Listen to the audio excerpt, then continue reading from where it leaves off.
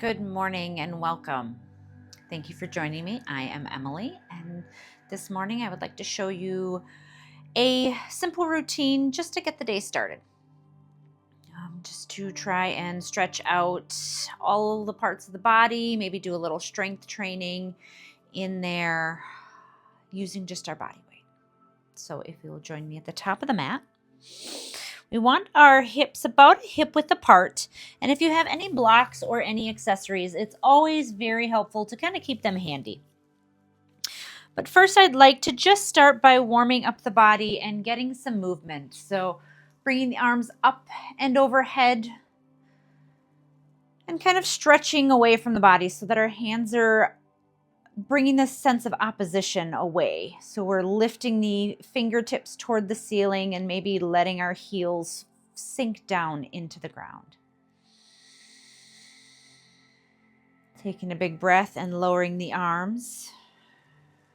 We're going to bring the arms in front of us and we're going to make this 90-degree bend if possible, and bring the elbows and hands together. If not, you can bring them just at the point in front of your body, so about a shoulder width apart. But we're going to bring some movement into the arms and the shoulders, making these big circles, trying to pair them with the breath.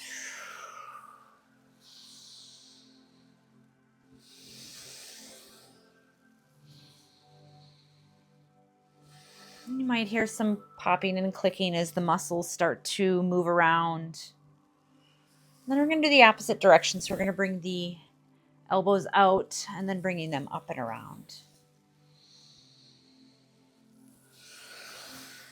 I always like to warm the shoulders up before I try and warm my neck up too much. And then we're going to do the opposite direction, but we're going to make big circles.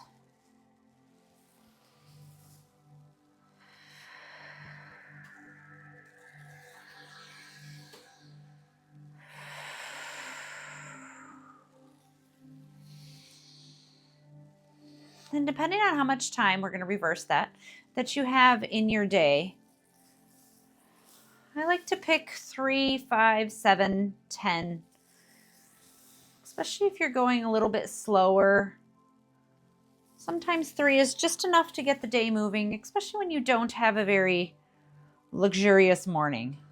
We're going to bring those arms down. We're going to take our right arm and bring the hand up toward the ceiling, letting those fingertips reach toward the ceiling. And then your left hand is reaching down toward the ground. So we're pulling through this rib cage. And then we're going to switch left hand up, right hand down. Taking a full breath cycle here.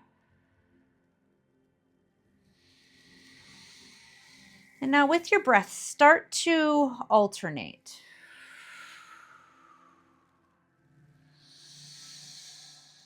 So we have this movement between the rib cage and the torso.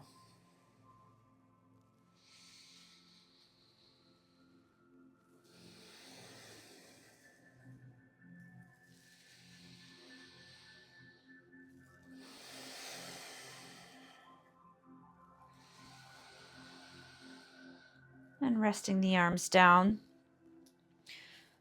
From here, we want to stretch out the front of the neck. So one way I like to do that is to actually hold with my skin-to-skin contact and pulling down so that we're loosening up this fascia on the front of the neck. Maybe lifting your chin, feeling it stretch through the tissue. Maybe pulling away from the area that we have our hand placed and bringing the chin to the opposite shoulder. And doing the same thing on the other side, placing the hand on the skin. And allowing the fascia to stretch.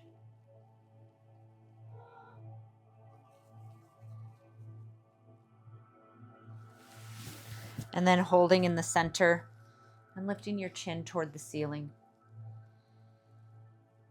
And doing just a couple range of motions with it, bringing your chin down, lifting your chin up.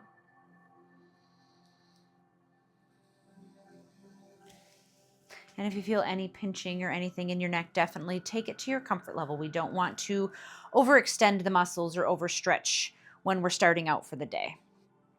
So now we're going to take the tip of our nose as our guide point, and we're going to make circles with it, slowly loosening up the vertebrae of the neck and going in the opposite direction. Maybe even making it big enough to where we're bringing our chin all the way down to the chest, but slowly work into that.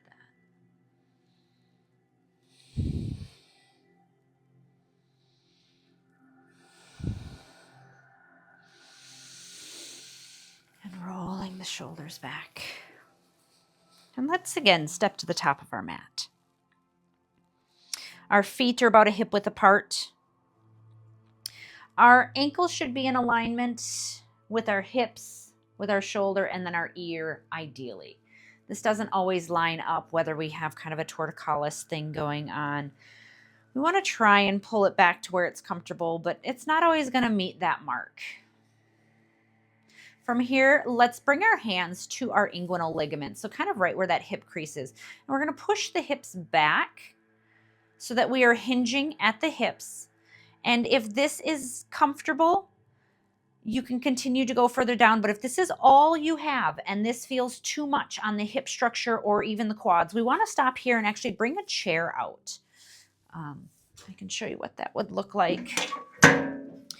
That way we have a stability point if we need be, if our low back starts to feel it.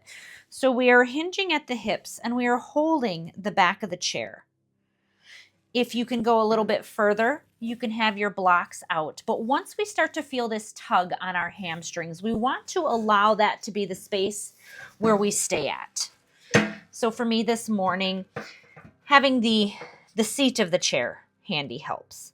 And we're going to rock our knees forward and back. We don't want to lock them out completely and then push that hip back. We want to take it just to where we feel this stretch behind the knees and behind the hamstrings.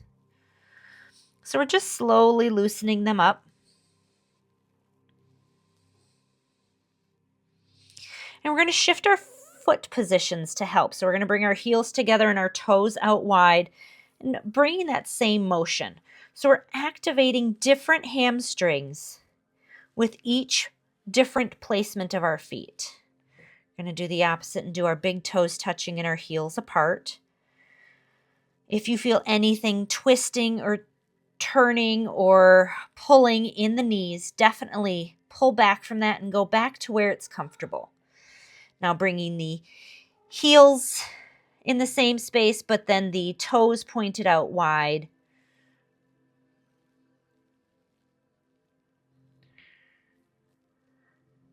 And then one more time, maybe the feet are in alignment with the outside of the mat.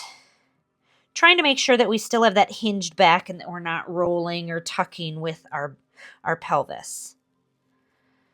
That alignment with the pelvis is what's kind of giving us this focus on the hamstrings.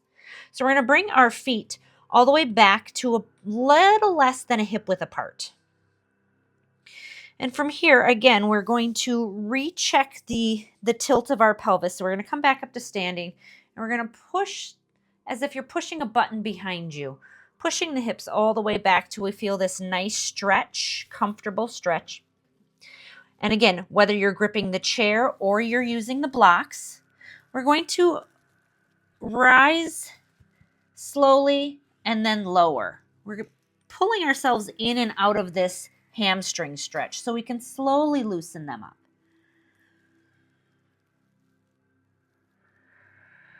The nice thing about the chair is it actually gives us the stability to almost use our arms as the moving and supporting components. So we're not allowing our low back to get strained at this point.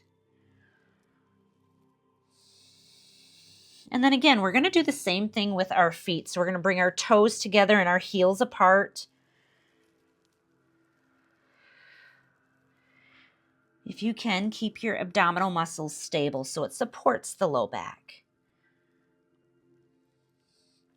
And switching our foot position so our heels together, our toes out. And some of these, you're going to feel them a lot tighter than the others. And that's where we should maybe spend just a little more time.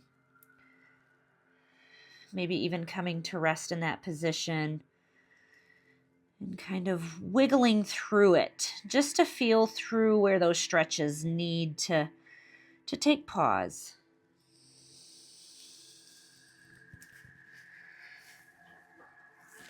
Once your fascia gets used to some of these poses, your body responds with its muscle memory and helps to stretch a little bit further each day or settle into these poses a little bit quicker. I'm going to bring the heels out. And again, we're sinking into the pose and then bringing ourselves back out. So we're not stretching it like a really tight rubber band. We're taking it to its limit and then we're pulling back out so it can get this motion to hydrate that fascia. Switching the foot positions again. And as we pull away from our center point, we're going to feel a little bit more intensifying stretch. So we really want to, again, make sure that the hips are in that alignment. From here, I like to bring the chair back and let's come up and reset our back. So we kind of shifting the hip side to side. And this next series is hip openers. And if your hips or knees or ankles are not ready for this, definitely skip through this part. But the idea is to, again, now that our hamstrings are loosened, we're going to bring our hips just about a hip width and a half apart and starting to lower down to open those hips up. Same thing, we're kind of sinking into the position, bringing the muscles into that stretch, and then pulling out of it.